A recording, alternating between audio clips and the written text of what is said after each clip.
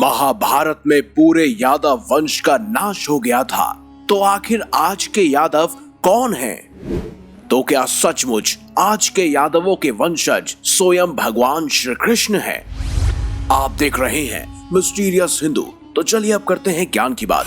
Video में आगे बढ़ने से पहले हमारे चैनल को सब्सक्राइब अवश्य करें और बेल आइकन जरूर दबाएं। साथ ही कमेंट बॉक्स में जय हरि विष्णु जय श्री कृष्ण अवश्य लिखिएगा। महाभारत हमारे सनातन इतिहास का अभिन्न अंग है, जिससे हमें धर्म अधर्म का ज्ञान प्राप्त होता है। महाभारत आज भी कई ऐसे सवाल खड़े करता है जो हमें सोचने पर मजबूर कर देते हैं। आज हम ऐसे महत्वपूर्ण विषय पर चर्चा करेंगे जिसको लेकर शायद आपके मन में बहुत सारे भ्रम हो और बहुत सारी दुविधा हो।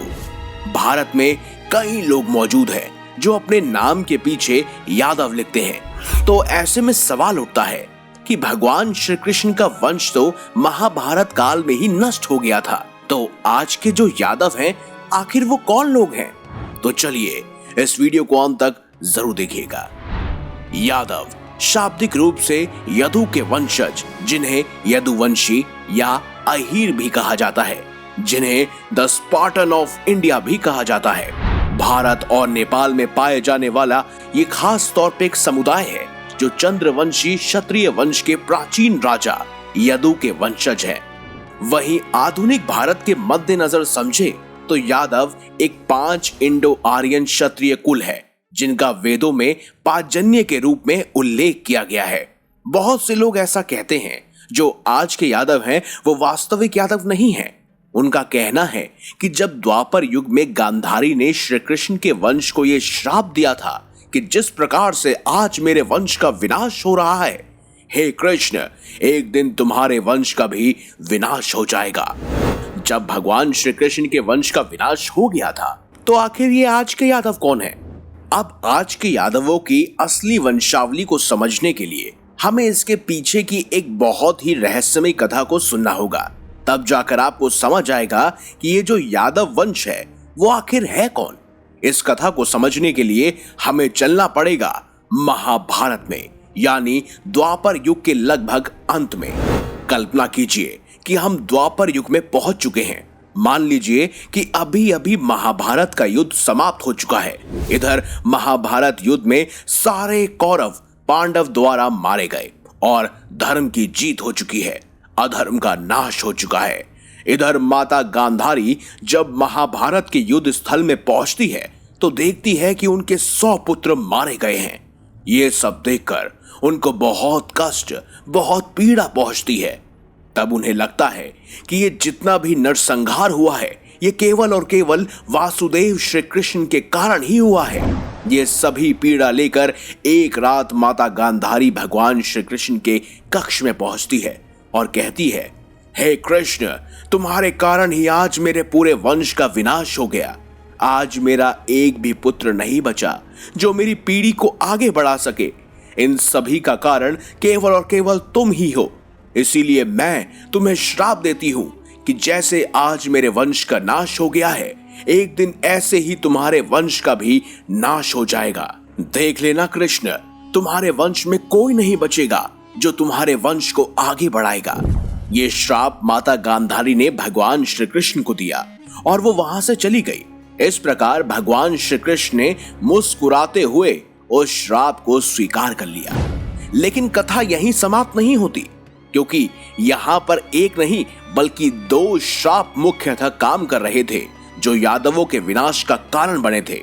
अब दूसरे खास श्राप को जानने के लिए भी एक और कथा है, चलिए उसे भी जानते हैं। युधिष्ठिर राजा बने, हस्तिनापुर उन्हें सौंप दिया गया। श्री कृष्ण जी वहां से द्वारका की ओर प्रस्थान कर गए।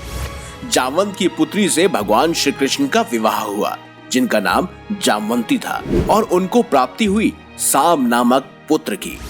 सांब द्वारका का एक ऐसा राजकुमार जो बिल्कुल कर्तव्यवान नहीं था। कह सकते हैं कि उसकी विचारधारा सभी से भिन्न थी। मांस मदिरा का सेवन करना, स्त्रियों का सम्मान बिल्कुल ना करना, बड़े बुजुर्गों से सीधे मुंह बात ना करना, ये सभी गंदी आदतें सांब में मौजूद थी। कहते हैं कि भगवान श्री कृष्ण और सांब की नहीं बनती थी। सदा से ही भगवान श्री कृष्ण जी सबको सत्य के मार्ग में ही चलना सिखाते आए हैं, सही कार्य करना सिखाते थे। सांब हमेशा उल्टे काम किया करता था और उल्टे मार्ग पर चला करता था, यानी कि जो बात भगवान श्री कृष्ण जी बताया करते थे ठीक उसके विपरीत वो सारे काम किया करता था। एक दिन द्वारका में श्री कृष्ण से मिलने के लिए बड़े बड़े ऋषि महात्मा आए हुए थे। तो इसी दौरान दुर्वासा ऋषि जो भगवान श्री कृष्ण से मिलने द्वारका आए, जैसे ही ये बात सांब और उसके मित्रों को पता चली तो सांब ने एक योजना बनाई। उसने एक स्त्री का वेश बनाया और उसने साड़ी पहन ली और पेट में अपने कुछ कपड़ा लगा दिया। दुर्वासा ऋषि के पास वो जा पहुंचे। पहुंचते ही सांब ऋषि से कहते हैं, हे महामुनि, मैं स्त्री हूँ, मैं गर्भ से हूँ। आप बताइए कि इस गर्भ से किसका जन्म होगा, लड़की का जन्म होगा या फिर लड़के का जन्म होगा। अब क्योंकि दुर्वासा ऋषि तो महामुनि थे, वो त्रिकाल दर्शनी थे, उन्होंने अपनी शक्ति से देख लिया कि सांब कोई स्त्री नहीं है बल्कि एक पुरुष है, ये मेरे साथ मजाक कर रहा है। ऋषि ने पहले तो बालक समझकर उन्हें जाने दिया, परंतु सांब अपनी आदतों से बाज नहीं आया और ऋषियों को छेड़ने लगा, बार बार उन्हें तंग करने लगा, उनके साथ हास्य करने लगा। तब ऋषि क्रोध में आकर बोले कि तू स्त्री नहीं है, तू एक पुरुष है और तूने मेरे साथ एक मजाक किया है। जा, मैं तुझे श्राप देता हूँ कि आज से 7 दिन बाद तेरे गर्भ से एक मूसल का जन्म होगा। ये ही मूसल तेरे और तेरे पूरे वंश का विनाश का कारण बनेगा। ऐसे में सांब पूरी तरह से घबरा गया। वो और उसके मित्र उग्रसेन के पास पहुंचे। उन्होंने राजा उग्रसेन सहित सभी को इस घटना के बारे में बताया। तभी सांब के गर्भ से मूसल भी उत्पन्न हो गया। उन्होंने उस मूसल का चूरा चूरा कर डाला और उस चूरे वाले लोहे के टुकड़े करके उसे समुद्र में फेंक दिया, जिससे कि ऋषियों की भविष्यवाणी सही ना हो पाए। लेकिन उस टुकड़े को एक मछली निकल गई और चूरा लहरों के साथ समुद्र के किनारे आ गया। कुछ दिन बाद एक अलग ही प्रकार की घास के रूप में वो मूसल तैयार हो गया। मछुआरों ने एक मछली को पकड़ लिया। उसके पेट को जब चीरा गया तो उसके अंदर से लोहे का टुकड़ा निकला और उसे जरा नामक भील ने अपने बाण की नोक पर लगा लिया। मुनियों की श्राप की बात भगवान श्री कृष्ण को बताई गई। उन्होंने कहा, ऋषियों की ये बात अवश्य सच होगी। और उसी समय एकाएक उन्हें गांधारी के श्राप की बात भी याद आ गई। यदुवंशियों को 2 श्राप मिले, एक स्वयं गांधारी का श्राप और दूसरा ऋषियों का श्राप। श्री कृष्ण सब कुछ जानते थे, लेकिन शाप पलटने में उनकी कोई भी रुचि नहीं थी। इसी समय 36वां वर्ष चल रहा था। उन्होंने यदुवंशियों को तीर्थ यात्रा पर चलने की आज्ञा दी।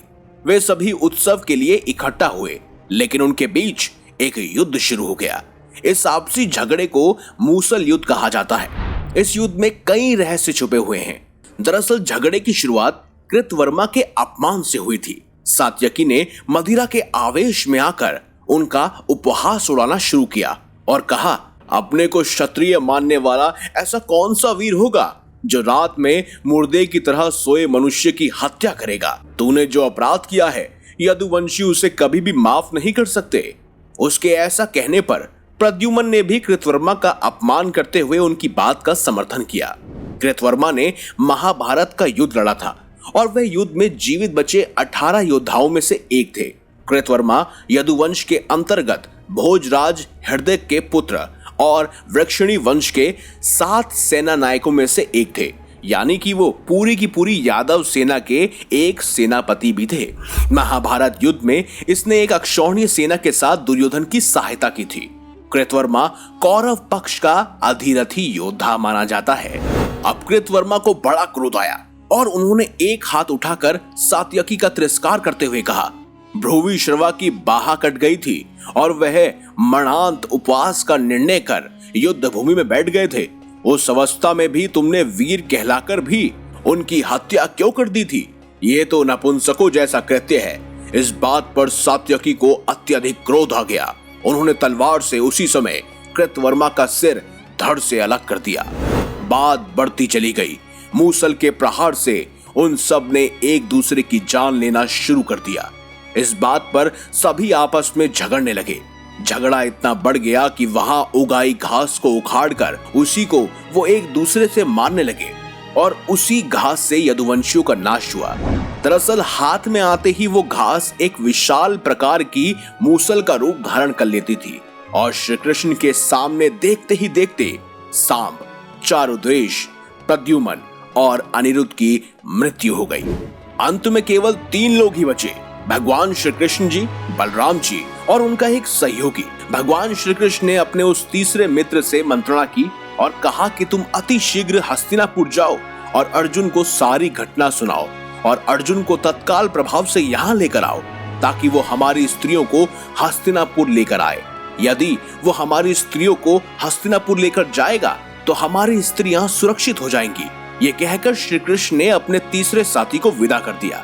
जैसे ही उनका तीसरा साथी हस्तिनापुर को गया तो भगवान बलराम जी ने भी अपना देह त्यागने के लिए वहां से चल पड़े। जैसे ही बलराम जी ने भी अपना देह त्याग किया तब भगवान श्री कृष्ण भी उनके गम को सहन न कर सके और वो भी अपने देह त्यागने के लिए पास के ही एक जंगल में जाकर घनी झाड़ियों में लेट गए। तभी एक भील आया और भगवान श्री कृष्ण के चरणों को देखकर उसे लगा कि जैसे ये किसी हिरण का मुख हो और यही समझकर उसने बाण चला दिया। वो बाण जाकर भगवान श्री कृष्ण जी के पग पर लग जाता है। भगवान श्री कृष्ण जी के पग में जैसे ही वो बाण लगता है तभी भगवान श्री कृष्ण भी अपना देह त्याग देते हैं। लेकिन दोस्तों अब प्रश्न ये उठता है कि आखिर वो भील कौन था? तो दोस्तों हम आपको बता दें कि ये पूर्व जन्म का ही कृत्य था जो स्वयं भगवान श्री कृष्ण को भोगना था, क्योंकि पूर्व जन्म में यानी कि त्रेता युग में स्वयं भगवान श्री राम ने पेड़ की ओट के पीछे छुपकर ही बाली को तीर से मारा था, जिस कारण उनकी पत्नी तारा ने उन्हें श्राप दिया था कि आने वाले समय में आपको भी ऐसे ही बाण मारा जाएगा। और वो भील कोई और नहीं दोस्तों बल्कि स्वयं बाली ही था।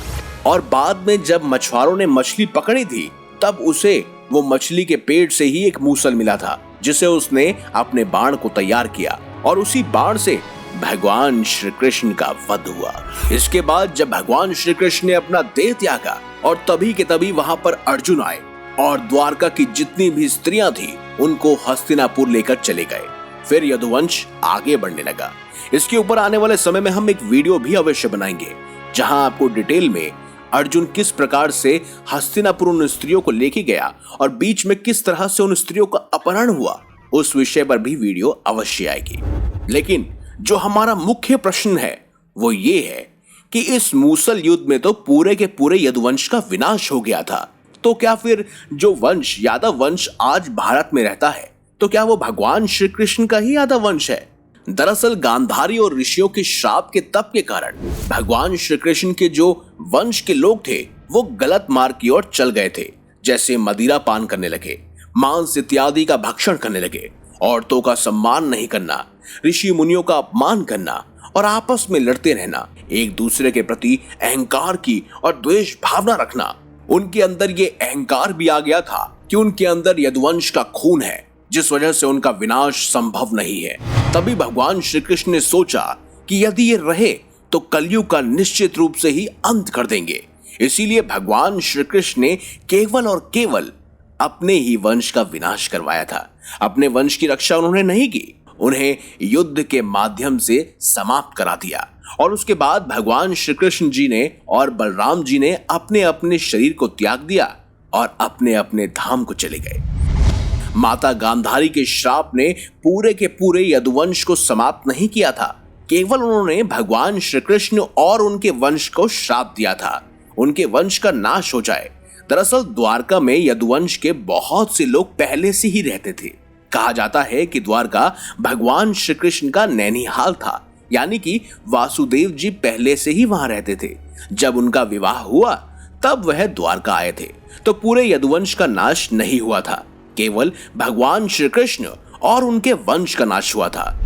तो आज के लोग जो अपने नाम के पीछे यादव लगाते हैं वो भी गर्व से, तो आज की कथा के माध्यम से आपने समझ ही लिया होगा कि ये लोग कोई और नहीं बल्कि स्वयं भगवान श्री कृष्ण के ही वंश के लोग हैं। लेकिन दोस्तों बात सिर्फ यहीं खत्म नहीं होती है।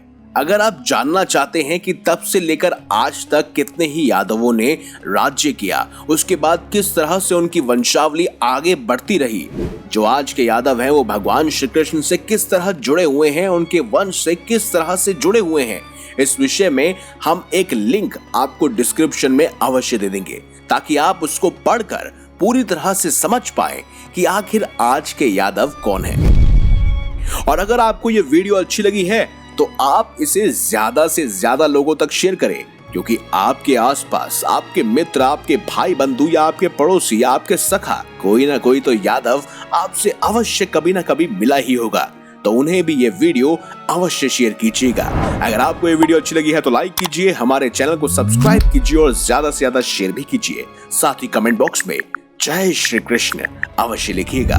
तो मिलेंगे अगली बार एक नई खास वीडियो के साथ। तब तक के लिए देखते रहिए संपूर्ण ज्ञान का केंद्र बिंदु मिस्टीरियस हिंदू।